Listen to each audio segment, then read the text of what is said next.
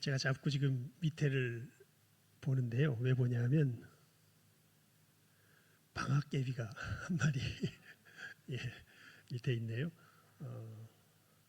있잖아요. 메뚜기 말고 이거 이렇게 예, 어이구 더워서 이게 여름이 가나 싶었는데 여름이 이제 가나 봅니다. 우리 오늘 본문 말씀 다시 함께 다 같이 한번 합독해 보도록 하겠습니다. 시작. 범사에 감사하라. 이것이 그리스도 예수 안에서 너희를 향하신 하나님의 뜻이니라. 아멘. 요즘 새벽 기도의 시간에 창세기를 보고 있습니다. 창세기를 보면서 새삼스럽게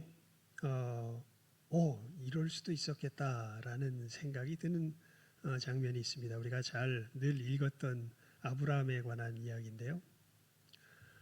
아브라함이 이제 하나님께서 하란에서 이제 갈대아 우르에서부터 출발했지만 하란에서 이제 부르시는 그 부르심으로 12장이 시작이 됩니다. 너는 본토 친척 아비 집을 떠나 내가 네게 지시할 땅으로 가라. 그래서 정말 그 먼 거리를 이제 가나안 땅으로 하나님의 말씀을 따라 오지요. 하나님께서 약속을 주시잖아요. 너로 네 자손으로 하늘의 별과 같이 많게 하며 너로 복의 근원이 되게 할 것이다. 너를 축복하는 자에게 축복하고 너를 저주하는 자에게 저주하게 될 것이다. 이렇게 이제 하나님께서 놀라운 축복의 말씀을 주시지 않습니까? 그래서 이 아브라함이 하나님의 말씀을 붙들고 가나안 땅에 오지요. 참 이것을 아주 귀중한 믿음의 행동으로서 이야기하지 않습니까? 그래서 가나안 땅에 와서 이제 막 지내려고 하는데 가나안 땅에 어마어마한 흉년이 들게 됩니다. 여러분 애써 왔는데 하나님의 말씀 따라 가나안 땅까지 왔는데 근데 와 보니까 뭐가 임해 있어요? 큰 흉년이 임해 있어요. 이게 무슨 도대체 복이란 말입니까? 그래서 그만 아브라함이 어떻게 해요? 홀라당 그 약속의 땅을 뒤로 하고 가뭄에 영향이 없는 나일강은 마르지 않으니까요. 애굽으로 내려가죠. 애굽으로 내려갔더니 어떤 일이 벌어집니까? 더 큰 재앙이 벌어집니다. 자기 아내를 또 보통 사람도 아니고 애굽 왕이 자기 아내를 빼앗아가는 그러한 일이 발생하게 되는 것이죠. 그러니까 그 뒷얘기를 하기 전에 아브라함의 심정이 그때 어땠을까요? 하나님 약속 따라서 내게 복을 준다 정도가 아니라 복의 근원이 될 거다. 너를 축복하는 자를 축복하고 저주하는 자를 저주할 거다. 네 자손이 하늘의 별과 같이 많게 될 거다. 이렇게 놀라운 약속을 주셔서 그 약속 따라서 가나안 땅에 왔는데 무슨 복을 누리기는커녕 뭐가 임해요? 재앙이 임하는 거죠. 흉년이 임하고. 그래서 그 흉년 피해서 아이고 여기서 못 살겠다 해가지고 애굽에 내려갔더니 이건 그냥 보통 재앙 정도가 아니라 아예 뭐가 박살이 나버려요. 자기 가정이 어떻게 돼요? 박살이 나버리는 그러한 상황이 펼쳐지게 되는 것이죠. 와, 그러면 이 도대체 우리가 하나님을 믿어야 됩니까? 믿지 말아야 됩니까? 하나님 말씀 따라 이렇게 왔는데 와 보니까 흉년이 들고 또 흉년 피해서 또 피해가 보니까 또 가정 박살나고 도대체 내가 하나님을 믿어야 되는 것입니까? 말아야 되는 것입니까? 근데 이 아브라함의 이 행보 속에서 우리가 하나님께서 아주 그러니까 아브라함한테 굉장히 이제 고통스러운 교훈이긴 할 텐데요. 아주 하나님께서 너무도 중요하고 중차대한 교훈을 아브라함에게 주시는 것이죠. 사실 이 상황을 누가 동일하게 겪게 되냐 하면 뒤에 보면 이삭이 이 상황을 똑같이 겪게 됩니다. 이삭이 이제 이삭의 이야기로 옮겨가면서 아브라함 때 흉년이 든 것처럼 이삭 때도 뭐가 들어요? 크게 흉년이 듭니다. 그래서 이삭도 또 어디로 갈라 그래요? 애굽으로 또 갈라 그래요. 그런데 그때는 하나님께서 나타나셔서 이삭에게 뭐라 그러세요? 애굽으로 가지 말고 이 땅에 뭐 해라? 유해라라고 말씀하시지요. 그리고 이삭은 감사하게도 어디로 가지 않고 애굽으로 가지 않고 어디에 남아서 가나안 땅에 남아서 그 가나안 땅에서 뭘 지내요? 흉년을 지내게 되는 것을 보게 됩니다. 그리고 놀랍게도 가나안 땅에서 흉년을 지내는데 이게 흉년이 아니라 성경에 보면 몇 배나 결실했다고 되어 있냐면 100배나 결실했다고 그렇게 되어 있습니다. 예.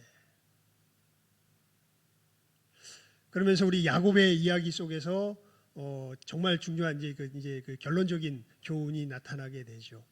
여러분 야곱 아닙니까? 야곱이 왜 야곱입니까? 야곱은 하나님의 보호하심을 받아 살긴 하되 늘 누구 멋대로 살아가는 사람이냐면 지 멋대로 살아가는 사람입니다. 그래서 늘 험악한 세월을 보내죠. 예. 그러다가 이제 세겜 땅에서 정말 처참한 고통을 겪습니다. 자기 딸이 정말 몹쓸 일을 당하고 이 자기 딸로 인하여서 격분한 자기의 두 아들 시몬과 레이로 말미암아 이 자기 일족이 이 멸망당하게 생기는 그러한 위험 가운데 처하게 되었을 때 그때 이제 하나님께서 극적으로 구원해 주시면서 이제는 야곱의 모습을 벗어버리고 이스라엘로서 이제 제대로 된 믿음의 길을 걸어가는 사람으로 이렇게 어떻게 보면 바뀐 모습에 야곱이 변하여 이스라엘이 되어서 이제 믿음의 길을 걸어가죠. 그러면서 여러 우여곡절 끝에 결국엔 누가 살아있다는 소식을 듣고 요셉이 살아있다는 소식을 듣고 요셉이 아버님 오십시오. 하나님께서 뜻하신 길입니다. 라고 이제 요셉이 권고하는데도 불구하고 우리 성경을 자세히 읽어보면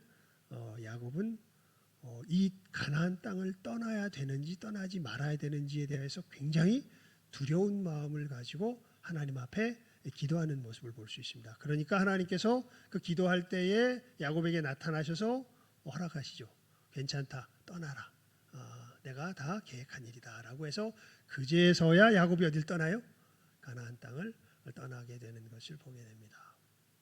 그러니까 늘 지멋대로 하던 야곱이었지만 이제 하나님의 사람으로서 성장하게 되었을 때, 변화되었을 때, 성숙하게 되었을 때 이 가나안 하나님의 약속의 말씀을 붙드는 것이 이 얼마나 중차대한 일인가라는 것에 대한 아주 이 깊은 교훈을 자기 속에 새기고서 아무리 여러 어떤 상황이 누가 지금 뭐라 그러는데 죽었다고 생각했던 자기 아들 요셉이 오라 그러는데도 뭘 두려워해요? 이 땅을 떠나기를 두려워해요. 왜냐하면 이 땅에 뭐가 있기 때문에 하나님의 약속이 있기 때문에.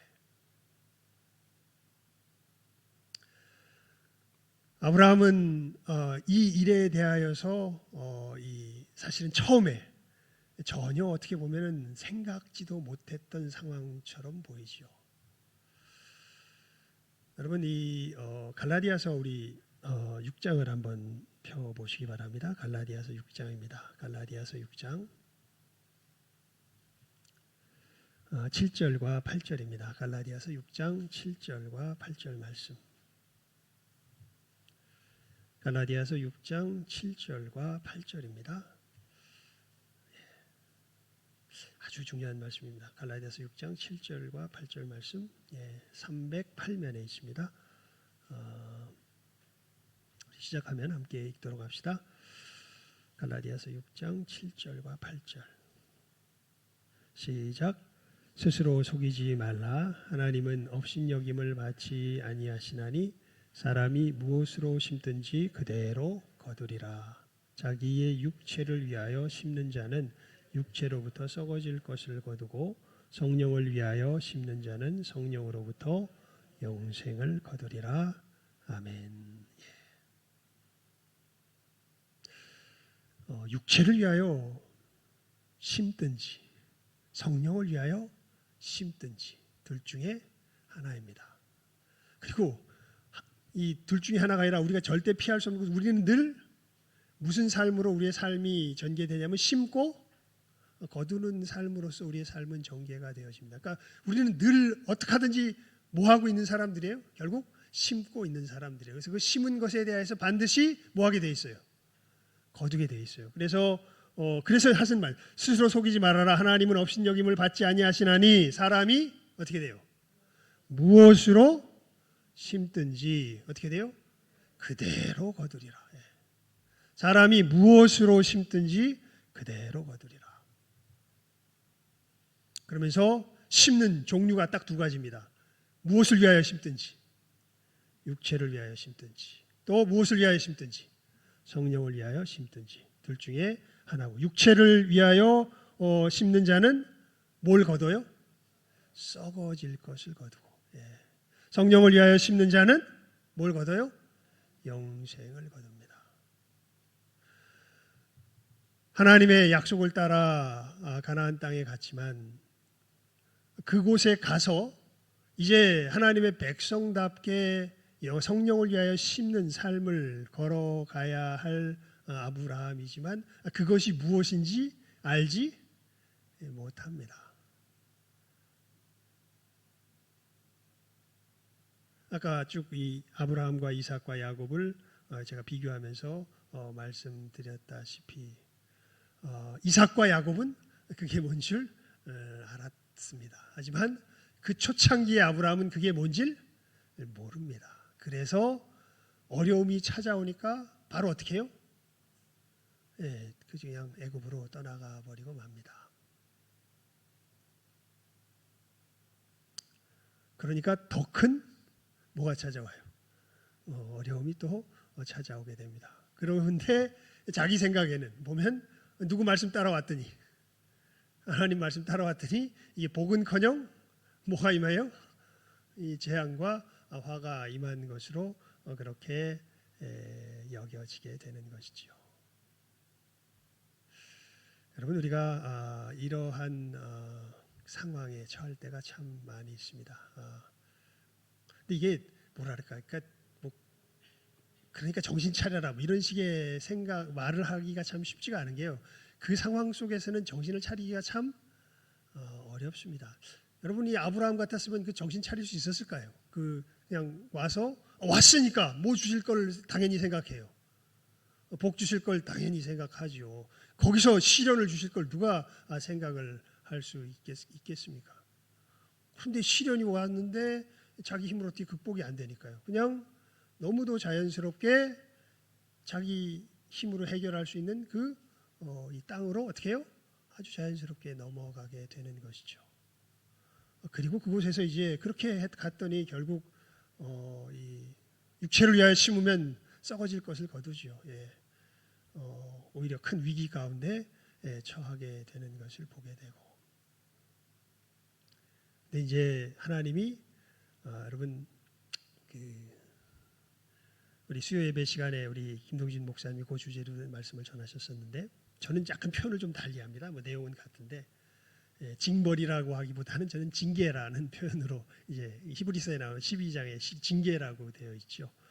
우리가 하나님 앞에서 잘못 걸어가면 하나님께서 우리의 죄값을 그대로 받게 하실까요?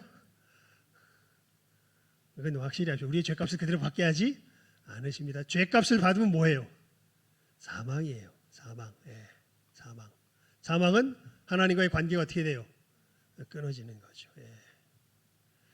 물론 세상 사람들에게는 그 사망이 어떤 파멸과 멸망의 모습으로 똑같이 파멸과 멸망의 모습으로 나타나는데 하나님과의 관계가 완전히 끊어져 나가게 됩니다. 하지만 하나님의 백성들은 그것이 이 징벌로서 파멸로서 임하는 것이 아니라 분명히 뭐는 와요?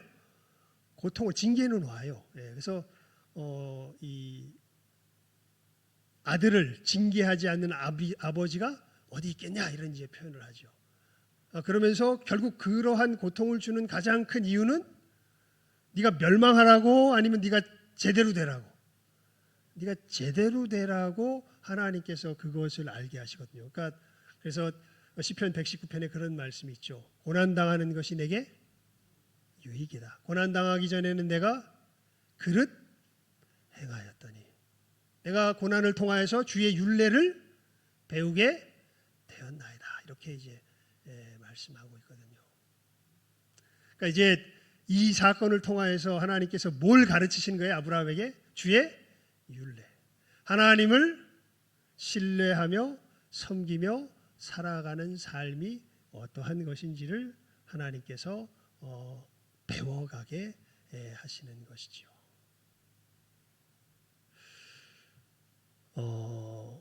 여러분, 그래서 오늘 설교 제목이 뭡니까? 이건 우리가 무슨 범사에 모든 일에 감사합시다. 이게 뭐 사실 뭐 오늘 본문 말씀 그냥 조금 쉽게 옮겨놓은 거잖아요. 범사에 감사하라. 모든 일에 감사하라. 특별히 우리 하나님의 사람들은, 우리 하나님의 자녀들은 모든 일에 뭐 해야 돼요? 감사해야 돼요. 우리가 이렇게 엉뚱한 것을 심어서 엉뚱한 것을 거두게 될 수 있습니다. 누구처럼?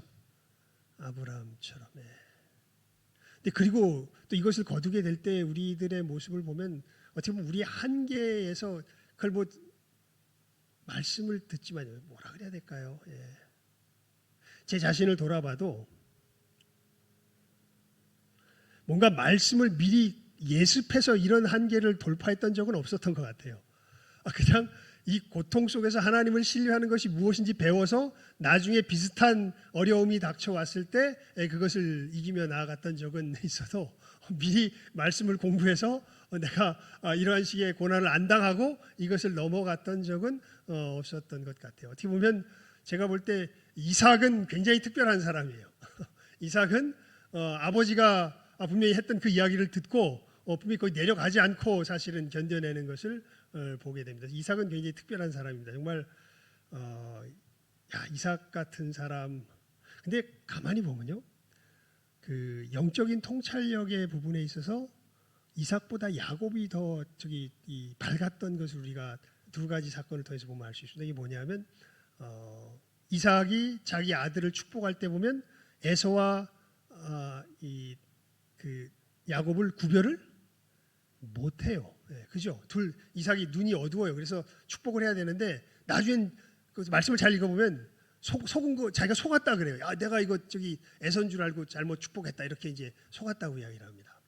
근데 야곱은 눈이 어두워가지고 있을 때 이제 요셉이 자기의 두 아들 에브라임과 므낫세를 데리고 이렇게 와서 축복해달라고 그랬더니 야곱은 어떻게 해요?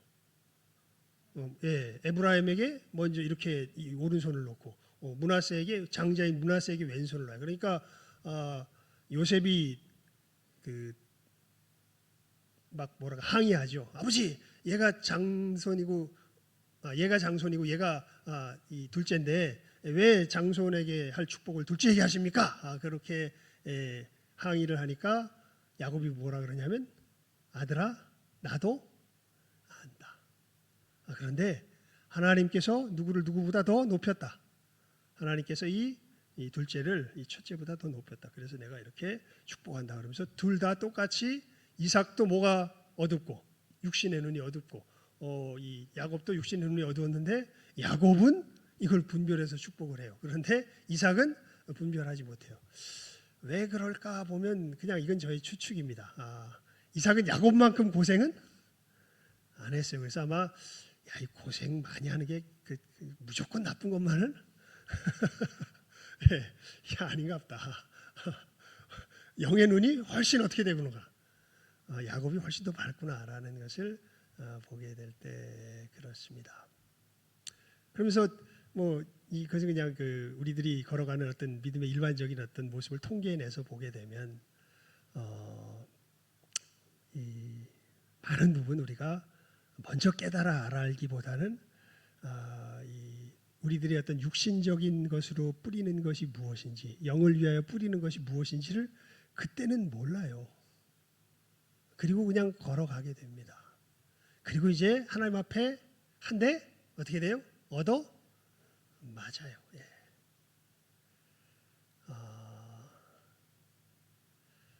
아브라함처럼 제대로 얻어맞습니다. 그리고 나서 그게 무엇인지 화들짝 놀라며 깨달아 알게 되는 것이죠. 이제 그 다음부터 아브라함은 그런 일은 안 해요. 아브라함이 이제 그런 일은 안 하는데 성격이 또 바뀌어서 또 그런 일들이 나타나죠. 뭐냐면 이 자기 조카 롯과 한 땅에 있을 수 없게 되니까 아브라함이 롯에게 먼저 선택하라 그러죠. 너가 이 땅을 택하면 나는 저 땅을 택하겠고, 네가 저 땅을 택하면 나는 이 땅을 택하겠다. 그런데 여러분, 하나님께서 이 가나안 땅을 누구에게 주셨는데? 아브라함에게 주셨는데, 만약에 롯이 가나안 땅을 택했다면 자기가 아브라함 생각해서 우리 삼촌이 좋은 땅 가져야죠. 저쪽 소돔 고모라 땅 가지세요. 내가 이 땅 택했습니다. 그러면은 어떻게 될까요? 이게 하나님께서 주신 땅인데. 그러니까 그래서 롯과 헤어진 다음에 하나님께서 그것을 갖다가 확실하게 인을 쳐주신다. 야, 네가 지금 있는 곳에서 동서남북을 바라봐라. 이 땅을 내가 너에게 뭐 하겠다? 주겠다라고 말씀을 하시죠. 약속의 땅의 주인이 까딱 잘못하면 바뀔 뻔합니다. 근데 그때 하나님의 놀라운 어떤 섭리 속에서 그 땅이 이제 아브라함의 땅으로서 이제 확정이 되게 되죠. 그러니까 인간적으로 좋은 마음을 갖는 것이 꼭 좋은 게 아닙니다. 그러니까 참 그 하나님을 섬기며 살아간다는 것이요, 영을 위하여서 뿌린 성령을 위하여서 심는다는 것이 이것이 결코 뭐라 그럴까요? 우리가 능히 짐작할 수 있는 성격의 것이 아닙니다. 참 어떤 면에서 보면 말도 안 되게 어렵습니다. 하나님의 약속을 따라가야 되는데 잘 마음에 안 잡힐 때가 많아요. 최선을 다하여도. 그래서 하나님이 우리를 하나하나 가르치시죠. 그래서 로마서 8장에 보면 성령이 말할 수 없는 탄식으로 우리를 위하여 뭐 하신다고 되어 있어요? 기도하신다고 되어 있습니다. 그래서 오히려 참 안심이 돼요. 예수님을 믿으면요, 그냥 어떻게 보면 좀 무책임할 정도로 평안해집니다. 왜냐하면 이런 것들을 볼 때 내가 애쓴다고 어떻게 이룰 수 있는 영역의 것이 아니에요. 그냥 하나님이 한 걸음 한 걸음 인도하십니다. 그리고 그 인도하심의 결국은 다 무슨 제목이에요? 우리 하나님의 백성들에게는 오늘 설교 제목이 뭡니까? 모든 일에 감사합시다. 결국은 모든 일에 감사, 범사에 감사할 것뿐입니다. 왜냐하면 하나님께서 우리들을 하나님의 백성답게 세워가시는 모든 과정 가운데 하나이기 때문에 그렇습니다.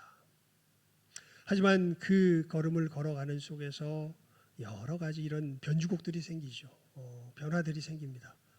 정말 죽을 것 같은 고통과 또 위기와 여러 상황들, 나도 모르게 하나님의 약속을 분별하지 못하고 나는 나름대로 좋은 마음으로 했다고 했지만 엉뚱한 것을 붙들며 나아가게 되는 때도 있고, 그렇게 될 때는 하나님께서 여지없이 뭘 드세요? 징계의 해초리를 드시죠. 근데 그거 들렸다고 한 대 맞았다고 또 결코 절망한 일이 아닙니다. 여러분, 하나님은 결코 하나님의 백성을 죽이지 않으세요. 회복시키시려고, 바르게 깨달아 알게 하시려고 그 상황 가운데 있게 하시는 것이지 결코 우리를 죽이시려고 하시는 것이 아닙니다. 이렇게 우리가 고난을 당할 때요, 고난을 당하는 이유가 두 가지가 있을 수 있습니다. 한 가지는 이렇게 내가 잘못 걸어가서 고난 당할 때가 있어요. 이때는 하나님께서 우리로 뭐하게 하시려고 고난 당하게 하시는 것이냐면 바르게 걷게 하시려고 고난 당하게 하실 때가 있어요. 그런데 내가 하나님 앞에서 바르게 걸어가는데도 못 당할 때가 있을까요? 고난 당하는 때가 있습니다. 이때는 왜 그러시냐면요, 하나님께서 우리를 통하여서 하나님의 나라의 영광이 드러나게 하시려고 그래요. 그리고 그때는 그 걷는 사람은 알아요. 내가 지금 하나님 앞에서 바르게 걷는다, 바르게 걷지 못한다. 바르게 걷는다. 그런데도 뭘 당한다? 고난을 당한다. 왜요? 하나님 나라의 영광이 드러나기 위해서. 그래서 이 고난에 대해서는 예수님께서 특별히 축복을 하시죠. 우리 마태복음 산상수훈 맨 마지막 복에 보면 내 이름을 위하여 핍박을 받는 자는 뭐가 있다? 복이 있다. 천국이 저희 것입니다. 의를 위하여 핍박을 받는 자는 복이 있다. 천국이 저희 것입니다. 사람들이 내 이름을 위하여 너희를 욕하고 핍박하고 괴롭게 할 때는 너희들에게는 너는 기뻐하고 즐거워해라. 선지자들이 이와 같은 길을 걸어갔다. 그러면서 하늘에서 너희 상이 어떻게 된다? 크다. 이렇게 이제 예수님께서 말씀하시는 것을 볼 수 있죠. 여러분들이 이제 어디로 갔네요. 우리 방학기 아까 그 메뚜기가 여기 있었는데 지금 보니까 없어졌습니다. 어디로 간 것 같습니다. 예. 정말 뭐 제주도에서 69일인가 뭐 열대야가 그렇게 오래 뭐 그 기록이라면서요. 엄청나게 되고 하지만 결국 메뚜기 이렇게 보이는 것처럼 이제 아무리 극성을 부려도 이제 가을이 다가오게 되죠. 가을이 오면서 우리들 또 이렇게 친지를 만나볼 수 있는 추석의 명절도 하나님께서 허락하시고 그렇게 되면 우리 또 올 한 해 우리가 지나온 삶의 걸음을 다시 한번 이런 기회에 한번 잘 돌아볼 필요가 있습니다. 보면서 하나님께서 도대체 나로 내가 무엇을 어떻게 뿌렸는데 이것을 도대체 무엇을 어떻게 거두게 하셨는가라는 것을 여러분들 이런 기회에 한번 잘 곰곰이 마음 가운데 그려보며 생각해 보시기 바랍니다. 특별히 가정 예배를 드릴 때나 혹은 뭐 바쁘다고 분주하다고 이렇게 생각할 것이 아니라 뭐 운전 중에 뭐 눈을 감고 기도할 수는 없겠지만 이동 중에라도 그래 하나님께서 이렇게 추석을 맞게 하시며 또 한 해를 지나가게 하시는데 내가 뿌린 그것에 대하여서 하나님께서 무엇을 거두게 하셨는가라는 것들을 곰곰이 한번 마음속에 묵상해 보며 살펴보실 수 있기를 바랍니다. 반드시 우리가 심은 대로 뭐하게 하세요? 거두게 하세요. 난 나름대로 열심히 잘 심었다고 생각했는데 왜 이런 것들이 거두어지게 되었을까? 그럼 우리가 한번 깊이 고민해 봐야 돼. 하나님, 혹시 내가 육체를 위하여서 썩어질 것을 심지는 않았었는지요? 또 어떤 것들은 가만히 찬찬히 살펴보면 참 하나님 앞에 감사할 것이 또 생길 줄 압니다. 그러면 그때는 정말 감사하면 되죠. 하지만 보통 그리고 어떤 것들은 우리가 심지도 않았는데 하나님께서 거두게 하시는 부분들도 사실은 간혹 생길 수도 있습니다. 그건 정말 누구 때문에 온 은혜냐면 예수 그리스도 때문에 온 은혜입니다. 이렇게 여러분 우리가 하나님의 이 은혜를 받으면서 지혜로워질 수 있는 가장 실질적인 길이 있는데 그게 뭐냐면요. 이렇게 지나온 일들을 하나님 앞에서 되돌아보면서 하나하나 우리 자신의 삶을 살펴보며 감사하며 이 감사의 기도로서 이 모든 것들을 하나님 앞에서 정리하며 나아갈 때 그때 하나님께서 우리들에게 지혜를 더하여 주십니다.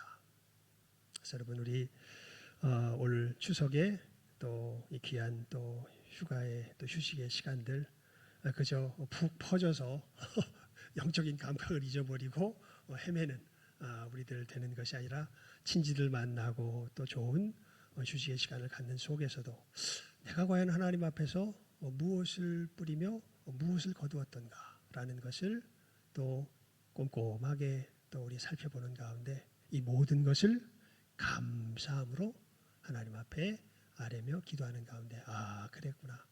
내가 나도 모르는 사이에 이 부분에 있어서는 하나님 앞에서 육체를 위하여 썩어질 것을 뿌렸기 때문에 하나님께서 또한 이런 것들로서 또 거두게 하시며 또 징계하셨고 또 이런 부분들에 있어서는 하나님께서 나로 하여금 또 영을 위하여서 바르게 심었기 때문에 하나님의 놀라운 또 은혜의 축복들을 거두게 하셨으며 또 이런 것들은 내가 생각지도 못하였던 것 이 걸음을 걸었을 때 하나님께서 거두게 하시니 너무도 감사하구나라는 것 여러분들 하나하나 구체적으로 마음에 새기시면서 올 한 해의 삶을 또 하나님 은혜 가운데 다시 한번 잘 점검하며 정리할 줄 아는 귀한 은혜가 임하는 복된 이 추석의 연휴의 기간 또 이 시간 될 수 있기를 주님의 이름으로 축원을 드립니다. 기도하겠습니다. 하나님 아버지 감사합니다. 우리 귀한 영혼들 주께서 은혜 가운데 붙들어 주시고 하나님 추석 또 귀한 또 쉼의 기간 또 반가운 또 반갑기만 할까요? 또 여러 가지 또 하지만 애틋한 우리 가족들과의 또 귀한 만남 저희들에게 허락하여 주심 감사를 드리옵나이다. 하나님 저희들 이렇게 또 귀한 만남을 통하여서 쉼을 얻게 하여 주시고 또한 무엇보다 우리 가족들과의 이 또 교제 속에서 하나님 저희들 복의 통로로서 또 우애와 또 감사의 통로로서 하나님의 귀한 은혜를 끼칠 줄 아는 우리 귀한 영혼들 다 될 수 있도록 주님께서 이 추석 특별한 쉼의 기간 은혜를 더하여 주시기를 간절히 바라옵고 기도드리옵나이다. 이 복의 통로로서 저희들 또 바르게 또 우리의 사명 감당하기 위하여 먼저 하나님께서 우리에게 베풀어 주신 것들에 대해서 바르게 헤아려 알며 깨달아 알며 감사하며 나아갈 줄 아는 우리 귀한 영혼들 다 되게 하여 주시옵소서. 이 감사로 말미암아 지혜롭게 되고 이 감사로 말미암아 영의 눈이 열려서 하나님께서 우리에게 베풀어 주신 모든 것들을 찬송할 수 있는 귀한 이 추석의 쉼의 기간 되게 하여 주시고 이 찬송과 감사 속에서 또 우리 친족들에게 이웃 내 가족들에게 하늘의 귀한 복을 끼치며 나아갈 줄 아는 우리 모든 복된 신성의 가족들 다 되게 하여 주시기를 믿음의 형제와 자매들 다 되게 하여 주시기를 간절히 바라옵고 소원하옵고 축복하오며 모든 것 예수님의 이름으로 기도드리옵나이다. 아멘.